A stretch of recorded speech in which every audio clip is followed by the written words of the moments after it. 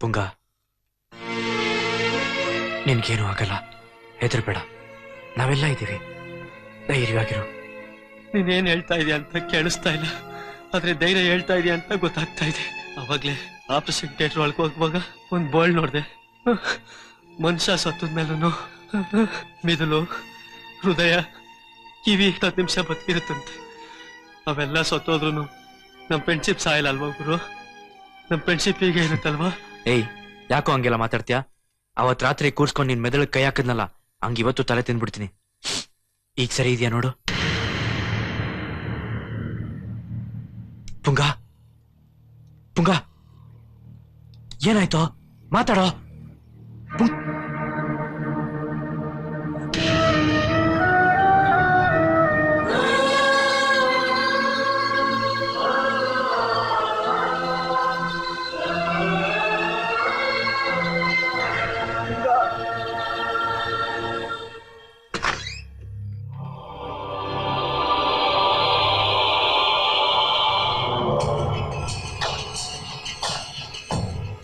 ಬಾ ಮಗನೇ ಬಾ.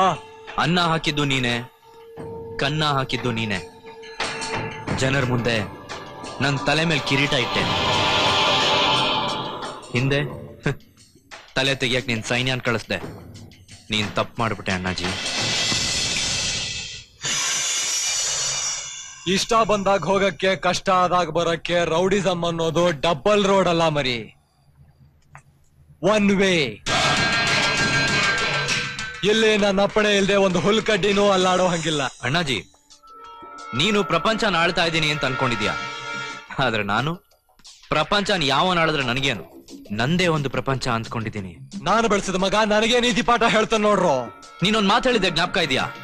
ಶತ್ರುಗಳನ್ನ ಯಾವುದೇ ಕಾರಣಕ್ಕೂ ಉಳಿಸಬಾರ್ದು ಅಂತ. ಅದಕ್ಕೆ ಬಂದಿರೋದು, ಉಳಿಸಲ್ಲ. ಇಷ್ಟಕ್ಕೂ ನೀನ್ ಬೆಳೆಸಿರೋದು ಮಗನ್ನಲ್ಲ, ಮಚ್ಚು. ಯಾವುದೇ ದೇಶ, ಯಾವುದೇ ಗಲ್ಲಿ, ಯಾವುದೇ ಕೆರೆ, ಯಾವುದೇ ಊರು, ಯಾರದೇ ಕೈಯಲ್ಲಿದ್ರು ಮಚ್ಚು ಮಾಡೋದು ಒಂದೇ ಕೆಲಸ, ಕತ್ತರಿಸೋದು. ನನ್ ತಂಟೆಗೆ ಬಂದ್ರೆ ಗೊತ್ತಲ್ಲ.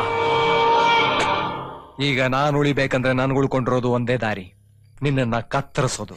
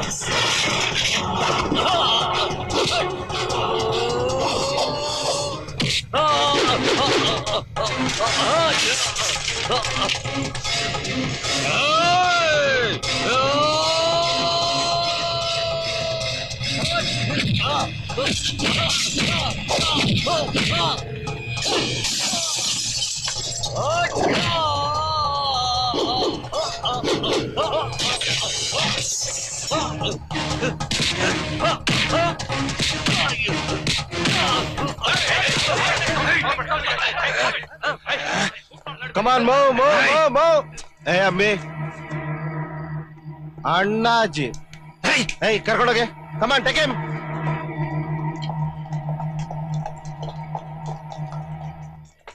Relax, Ambi. Relax. ನಾನು ಹಾಸ್ಪಿಟ್ಲಿಗೆ ಬಂದಾಗ ನೀನ್ ಬೆಡ್ ಮೇಲೆ ಇರ್ಲಿಲ್ಲ. ನಾನು ಆಗ್ಲೇ ಅನ್ಕೊಂಡೆ ನೀನ್ ಯಾರಿಗೋ ಮುಹೂರ್ತ ಇಡಕ್ ಬಂದಿದ್ಯಾ ಅಂತ. ಅದ್ರಲ್ಲೂ 3 ದೇಶ ಹುಡುಕ್ತಿರೋ ಅಣ್ಣಾಜಿ ಮೇಲೆ ಕೈ ಇಟ್ಟಿದ್ಯಲ್ಲ, ಗ್ರೇಟ್. ಅಣ್ಣಾಜಿ ಅರೆಸ್ಟ್ ಆಯ್ತಾನಂತಲ್ಲ. ಅಣ್ಣಾಜಿ ಅರೆಸ್ಟ್ ಆಗ್ಬಿಟ್ಟಂತೆ. ಅಣ್ಣಾಜಿ ಅರೆಸ್ಟ್ ಆಯ್పోయాడಣ್ಣ. ಅಣ್ಣಾಜಿಗೂ ಕರ್ನಾಟಕ ಪೊಲೀಸ್ ಪಕ್ಕಡ್ಲಿಯ. ಅಂಬಿಗೂ ಅಣ್ಣಾಜಿಗೂ ಬಹಳ ಗಲಾಟೆ ಆಯ್ತಂತೆ. ಮೋಹನ್ ಸರ್, ಈ ಫೈಲ್ ನ ಕಮಿಷನರ್ ಆಫೀಸ್ ಕಳಿಸ್ಬಿಡು. Okay sir. ಯಾರು ಯಾರೇ ಅವನು? ಗಂಡು ಎಂದರೆ ಗಂಡು. ಸರ್ ನಮ್ ರವಿ ವರ್ಮ. ಏನು ಹಿಂಗಾಗ್ಬಿಟ್ಟವನೆ? ಯಾಕೆ ಹಣ್ಣಿಟ್ಕೊಂಡಿದ್ದೆ ಅವನ್ನ? ನೀವೇ ಹೇಳಿದ್ರಲ್ಲ ಸರ್, ಅಂಬಿ ಚಿತ್ರುವ ಬರೆಯ ಗಂಟ ಇವನ್ನ ಕಳಿಸ್ಬೇಡ ಅಂತ ಕಳಿಸ್ಲಿಲ್ಲ. ಏನಯ್ಯ ಕುರ್ಮಾ ಚಿತ್ರ ಬಿಡಿಸ್ದ? ಬರ್ದಿದ್ದೀನಿ ಸರ್, ಇನ್ನೂ ಸ್ವಲ್ಪ ಬರಿಬೇಕಾಗ್ತದೆ. ನನಗ್ ಚೆನ್ನಾಗ್ ಗೊತ್ತು ಸರ್, ಈ ಚಿತ್ರ ಬರೆಯೋವರ್ಗುನು ನನಗೆ ಈ ಅಂಡಮಾನ್ ಜೈಲಿಂದ ಬಿಡುಗಡೆ ಇಲ್ಲ ಅಂತ. ಸರಿ ಅದೇನ್ ಮಾಡಿದ್ಯಾ ತೋರ್ಸು. ಬೇಡ ಸರ್. ಪರವಾಗಿಲ್ಲ ತೋರ್ಸು. ಸರ್ ಮೂರ್ಛೆ ಹೋಗ್ಬಾರ್ದು ನೀವು. ಈ ಸಲ ನನ್ಗೇನಾದ್ರೂ ಪರವಾಗಿಲ್ಲ, ನಿನ್ನ ಬಿಟ್ಟು ಕಳಿಸ್ತೀನಿ. Promise sir. ನಿಮ್ ತಾಯಣೆ. ಬೇಜಿ ಏನೋ ಮಗ ತಗೊಂಬರೋದು ನೋಡ್ಕೊಳ್ಳೋ. ಸರ್ ಈ ಜುಟ್ಟೆಲ್ಲ ಸೇರಿಸಿ ಕೊಂಡೆ ಹಾಕ್ಲಾ ಬಿಟ್ಬಿಡ್ಲ? ಪರವಾಗಿಲ್ಲ ಕಣಯ್ಯ, ಅಂಬಿ ಸಿಕ್ಕದ ಮೇಲೆ ಆದ್ರೆ ಒಂದ್ ಚಿತ್ರ ಬರ್ದಿಯಲ್ಲ. ಏನೋ ಅಂಬೆ ಸಿಕ್ಬಿಟ್ಟ? ಏಯ್! ಅದಕ್ಕಲ್ಲ ಸರ್, ನನಗ್ ಗೊತ್ತಿಲ್ಲ ಹೆಂಗ್ ಸಿಕ್ಬಿಟ್ಟ ನಿಮ್ಗೆ ಅಂತ. ಗಲಾಟೆ ಬೇಡ, ಗಂಟು ಮುಟ್ಟೆ ಕಟ್ಕೊಂಡು ವಾಯ್ತಾರು. ದೊನ್ನೆ ಬಿರಿಯಾನಿ, ಕಾಲ್ ಸೊಪ್ಪು, ಬೋಟಿ. ಜಯರಮ್ಮ ಅದೇನ್ ಬೇಕಾ ಕೊಡಿಸ್ಬಿಡ. ಸರಿ ಸರ್. ಸರ್ ಇನ್ನೊಂದ್ ಸ್ಪೆಷಲ್ ವಿನಂತಿ. ಏನು? ನಾನು ಹೊರಗಡೆ ಚಿತ್ರ ಬರೆದ್ರೆ ಅಟ್ಲೀಸ್ಟ್ 500 ರೂಪಾಯಿ ಕೊಡ್ತಾರೆ ಸರ್ ಒಂದಕ್ಕೆ. ನಾನು ಇಷ್ಟ ದಿವಸ ನಿಮ್ ಹತ್ರ ಡ್ಯೂಟಿ ಹಾಕ್ಬಿಟ್ಟಿದೀನಿ, ಅದಕ್ಕೊಂದು 5000 ಜಯರಾಮ. ಪೇಮೆಂಟ್. ನನ್ ಕೈ ಬ್ಲಡ್ ಆಗಿ ಎಷ್ಟ್ ದಿನ ಆಯ್ತು? ಅಯ್ಯೋ ನಮ್ಮ ಮನೇನಿದೆ ಸರ್ ಪ್ರಿನ್ಸಿಪಲ್, ಇದೆಲ್ಲ ಸಾಮಾನ್ಯ ಸರ್. ಜೈರಮ್ಮ ಸಾಯಬ್ಬನ್ನ ಚೆನ್ನಾಗಿ ನೋಡ್ಕೊ. ಬರ್ಲಾ? ಮಗ ದೊನ್ನೆ ಏನಾಯ್ತು? ಹೋಗುದು ಬಿಟ್ಟ. ವಾರ್ಸ್ಕೊಳ.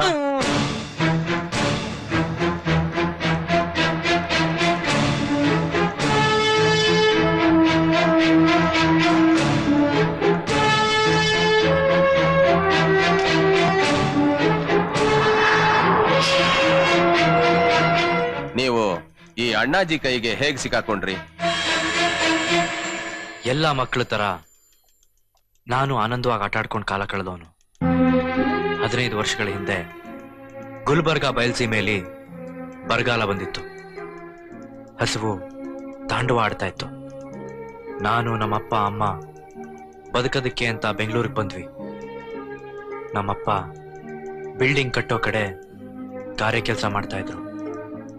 ಇದ್ದಕ್ಕಿದ್ದಾಗೆ ಒಂದಿನ ಬಿಲ್ಡಿಂಗ್ ಇಂದ ಕೆಳಗೆ ಬಿದ್ದು ಪ್ರಾಣ ಕಳ್ಕೊಂಡ್ರು. ಗರ್ಭಿಣಿಯಾಗಿದ್ದ ನಮ್ಮ ತಾಯಿ ಹೆಣ್ಮಗುಗ್ ಜನ್ಮ ಕೊಟ್ರು.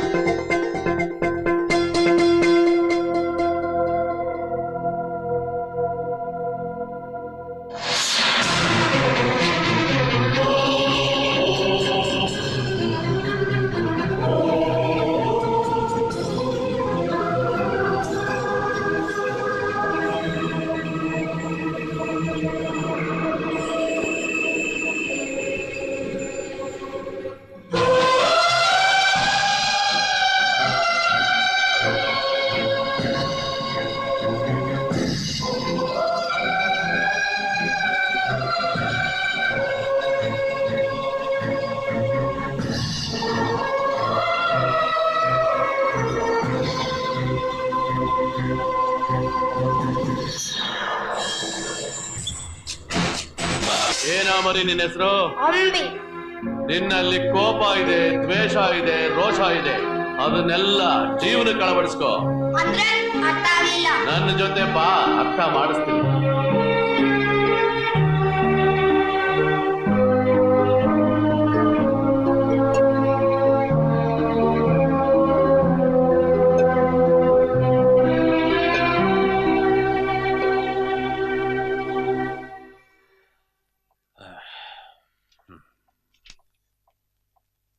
ಈ ಕೇಸಿನ ವಿಚಾರಣೆ ಮುಗಿದಿದೆ. ಅಂತಿಮ ತೀರ್ಪು ನಾಳೆ.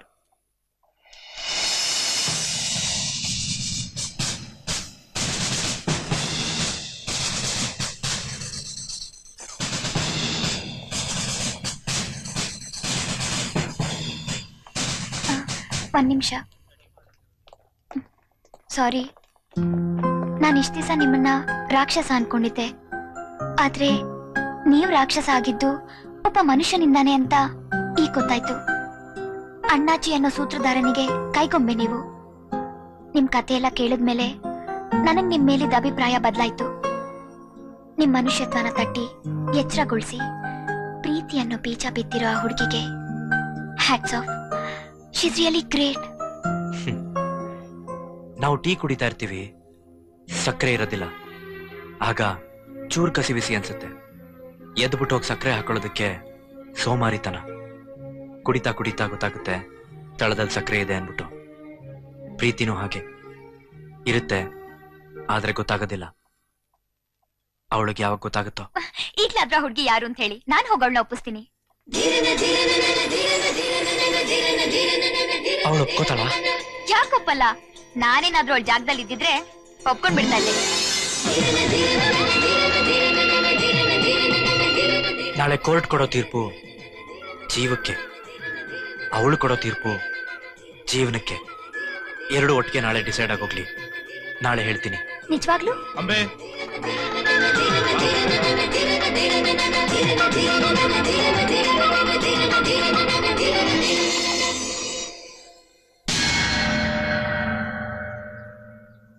ಈ ಕೇಸಿನ ವಿಚಾರಣೆಯಲ್ಲಿ ನ್ಯಾಯಾಲಯ ಅಂತಿಮ ತೀರ್ಮಾನಕ್ಕೆ ಬಂದಿದೆ.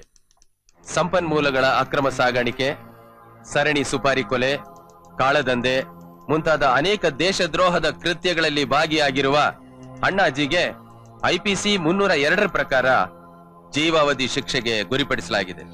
ಅಂಬಿ ಮತ್ತವನ ಸಹಚರರ ಕುಕೃತ್ಯಗಳು ಸಾಬೀತಾಗಿವೆ.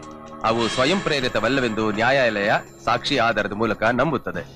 ಅಣ್ಣಾಜಿಯ ಬಂಟನಾಗಿ ಸಮಾಜದ್ರೋಹಿ ಕೃತ್ಯಗಳನ್ನು ಎಸಗುತ್ತಿದ್ದ ಆಪಾದಿತ ಅಂಬಿ ಮತ್ತು ಅವನ ಸಹಚರರಾದ ಮಹಮ್ಮದ್, ಕಿಶನ್, ಈಶಾ ಇವರುಗಳು ತಾವಾಗಿಯೇ ಕಾನೂನಿನ ಮುಂದೆ ಬಂದು ಶರಣಾಗಿರುವ ಹಿನ್ನೆಲೆಯಲ್ಲಿ ಇವರುಗಳನ್ನ 7 ವರ್ಷಗಳ ಕಾಲ ಸೆರೆವಾಸದಲ್ಲಿ ಇರಿಸತಕ್ಕದ್ದು. ನಂತರದ ದಿನಗಳಲ್ಲಿ ಇವರುಗಳು ಸುಸಂಸ್ಕೃತ ಜೀವನವನ್ನು ನಡೆಸಲು ಅವಕಾಶ ಮಾಡಿಕೊಡಬೇಕೆಂದು ಈ ನ್ಯಾಯಾಲಯವು ಆದೇಶ ನೀಡುತ್ತದೆ.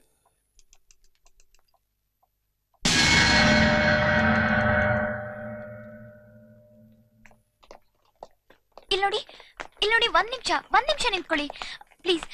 ಈಗಲಾದ್ರೂ ಆ ಹುಡುಗಿ ಯಾರು ಅಂತ ಹೇಳಿ ಪ್ಲೀಸ್. ಪ್ಲೀಸ್. ಅದು ಸಾಹೇಬ್ರು ಕರೀತಾವ್ರು, ಬನ್ನಿ. ನೋಡಿ,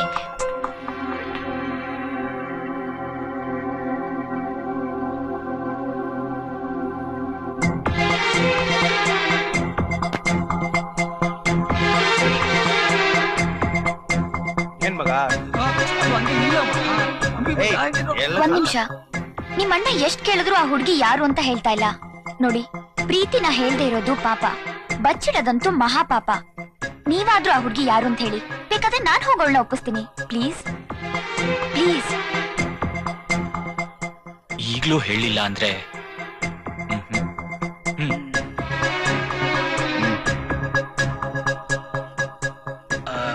ಆ ಹುಡುಗಿದು ಹೆಸರು ಪಲ್ಲವಿ.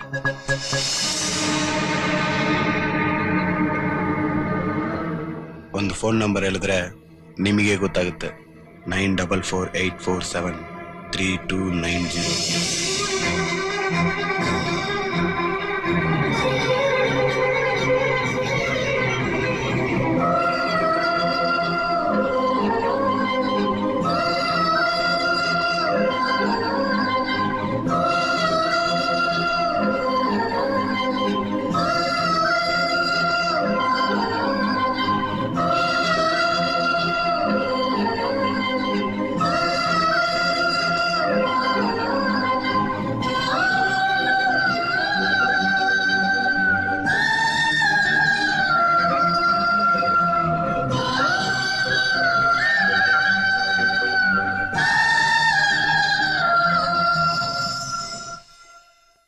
ಎನಿವೆ, ನೀನ್ ರಿಲೀಸ್ ಆಗೋ ದಿನ I will be the first man to wish you all the best.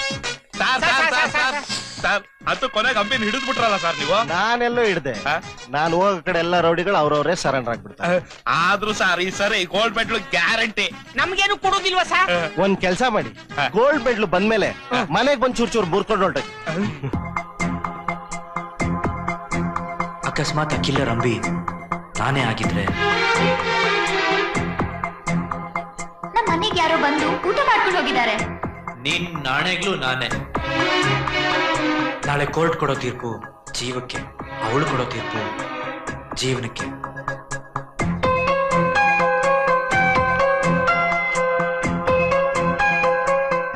ಯಾಕೆ ಹಾಗೆ ನೋಡ್ತಾ ಇದ್ದೀರಾ? ಆ ಹುಡುಗಿ ಯಾರು ಅಂತ ನನಗೆ ಗೊತ್ತಾಯ್ತು.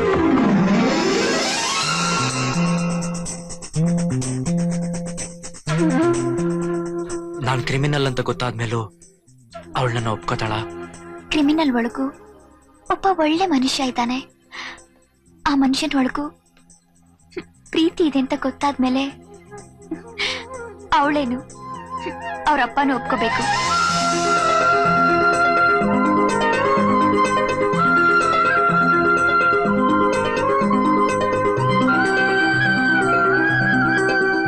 ಅವಳು ಒಪ್ಕೊಂಡಿದ್ದಾಳೆ. ನನ್ಗೋಸ್ಕರ 7 ವರ್ಷ ಕಾಯ್ತಾಳ? 7 ವರ್ಷ ಅಲ್ಲ, 7 ಜನ್ಮ ಆದ್ರೂ ಕಾಯ್ತಾ ಇರ್ತಾಳೆ.